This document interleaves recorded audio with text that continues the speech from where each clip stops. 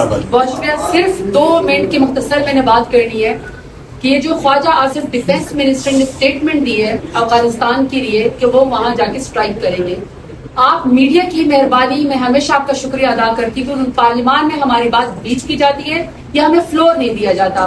आप हमारी बात करोड़ों लोगों तक पहुंचाते हैं। ये बड़ी सेंसिटिव बात है, ये सोचने समझने की जरूरत है कि क्या एक ही स्टेटमेंट के साथ डिफेंस मिनिस्टर ने पीडीएम का एजेंडा है, क्या उन्होंने इंडिया को दोस्त करार दे दिया है और क्या उन्होंने अफगानिस्तान को दुश्मन करार दे दिया। ये बहुत बड़ी पॉलिटिकल मेजर शिफ्ट है पॉलिसी की, जिससे अवाम को नहीं बताया जा रहा, जिससे अपोजिशन को नहीं बताया जा रहा कि दोस्त इस वक्त कौन है आपका, दुश्मन आपका कौन है। दूसरा, जिस तरह के डिफेंस मिनिस्टर इस वक्त पाकिस्तान को रिप्रेजेंट कर रहे हैं, मैं समझती हूँ कि उनकी कोई साइको एवेल्युएशन होनी चाहिए।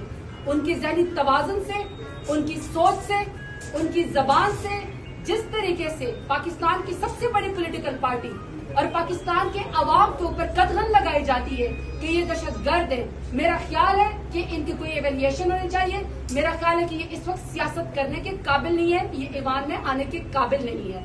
आखिरी बात करना चाहती